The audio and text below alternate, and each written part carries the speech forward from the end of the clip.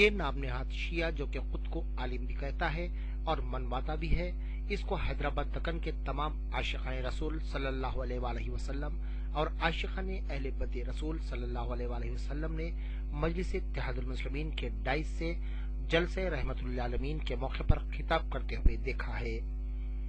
عاشق رسول ہونے کا جھوٹا دعویٰ کرنے والے اس شخص کا نام ہے تقی آغا۔ حیدرآباد کی شیعہ برادری کا ایک بڑا طبقہ اس شخص کا بائیکاٹ کر چکا ہے اور اب 2 دن قبل ممبئی میں بھی اس کا بائیکاٹ کر دیا گیا۔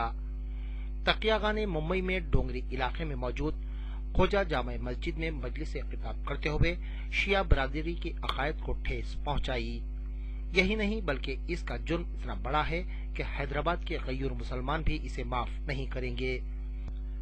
تقی آغا نے ممبئی میں خطاب کرتے ہوئے آندھرا پردیش کے سابق چیف منسٹر انجہانی وائی ایس راجشیکھر ریڈی کی حادثے میں موت کی مثال دیتے ہوئے نواسہ رسول اکرم حضرت امام حسین کی شہادت سے تشبیہ دی۔ خود کو عالم کہنے والے اس نام نہاد مسلمان کو اتنا علم بھی نہیں کہ سن 61 ہجری میں میدان کربلا میں نواسہ رسول حضرت امام حسین نے راہ خدا میں عظیم قربانیاں پیش کرتے ہوئے دین کو مٹنے سے بچایا تھا، جبکہ آندھرا پردیش کے سابق چیف منسٹر انجہانی وائی ایس راجشیکھر ریڈی کی موت حادثے میں ہوئی تھی۔ کیا تقی آغا کا یہ عقیدہ ہے کہ کربلا میں امام حسین کی شہادت نہیں بلکہ حادثے میں موت ہوئی؟ اگر تقی آغا کی تقریر کو سنا جائے تو ایسا ہی کچھ سمجھ میں آتا ہے۔ برق نیوز تقی آغا کی خطاب کے وہ فقرات سنانے جا رہا ہے اور امید کرتا ہے کہ حیدرآباد کے عاشقان رسول صلی اللہ علیہ وآلہ وسلم تقی آغا کے خلاف احتجاج کریں گے۔ نواسہ رسول صلی اللہ علیہ وآلہ وسلم حضرت امام حسین علیہ السلام کی شان میں کی گئی گستاخی کے سبب تقی آغا کے خلاف شیعہ برادری کی ایک بڑی تعداد میں غصہ پایا جاتا ہے۔ اس سلسلے میں شیعہ برادری کی جانب سے ایک وفد بہت جلد صدر مجلس اتحاد المسلمین بیرسٹر اسد الدین اویسی سے بھی ملاقات کرتے ہوئے تقی آغا کو مجلس اتحاد المسلمین کے ڈائس سے برخاست کرنے کی درخواست کرنے والا ہے۔ پیش ہے تقی آغا کی تقریر سے وہ الفاظ جسے سن کر آپ بھی تقی آغا کے خلاف احتجاج کرنے پر مجبور ہو جائیں گے۔ لیکن میرا جواب یہی ہوتا ہے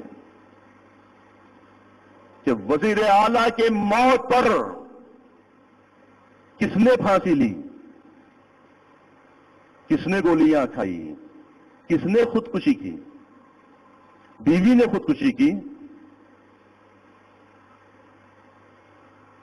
آندھرا پردیش کے جب وزیر اعلیٰ کا انتقال ہوا تھا تو اس کے بیٹے نے زہر کھا لیا تھا، بیوی نے زہر کھا لیا، بیٹی نے زہر کھا لیا، کس نے زہر کھایا؟ تو کیا بیٹے سے زیادہ محبت تھی، زوجہ سے زیادہ محبت تھی، اولاد سے زیادہ محبت تھی ان لوگوں کو جو خودکشی کر کے مر گئے؟ معلوم یہ ہوا کہ جو لوگ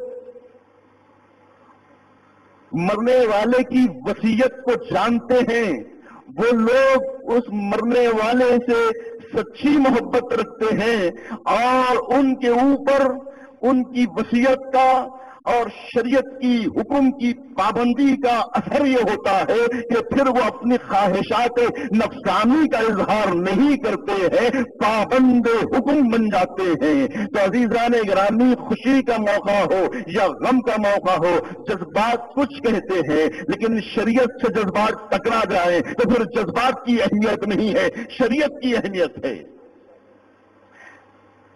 شریعت کی اہمیت ہے۔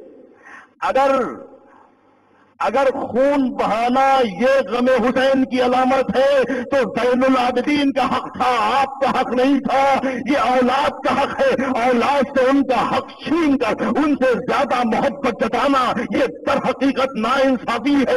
زین العابدین علیہ السلام کو در حقیقت منہ دکھانا ہے کہ آپ نے غم حسین نہیں منایا، غم حسین منانا ہے تو ہماری طرح مناؤ، نہ کہ آپ کی طرح کہ آپ تو غم حسین میں خاموش رہ گئے۔ ہمارا جذبہ دیکھو، آؤ زین العابدین ہمارا اظہار غم دیکھو۔ سر پر امامہ باندھ کر نکلنے والے اس انسان نما شیطان کو اتنا بھی علم نہیں کہ والدین اولاد سے رونے یا غم منانے کی وصیت نہیں کرتے، بلکہ جسے جتنی محبت ہوتی ہے وہ اپنوں کے بچھڑنے کا غم اتنی ہی شدت سے مناتا ہے۔ تقی آغا کی تقریر کو غور سے سنا جائے تو پتہ چلتا ہے کہ انجہانی راشیکر ریڈی اپنی اہلیہ اور اولاد سے وصیت کر چکے تھے کہ وہ ان کی موت پر خودکشی نہ کریں۔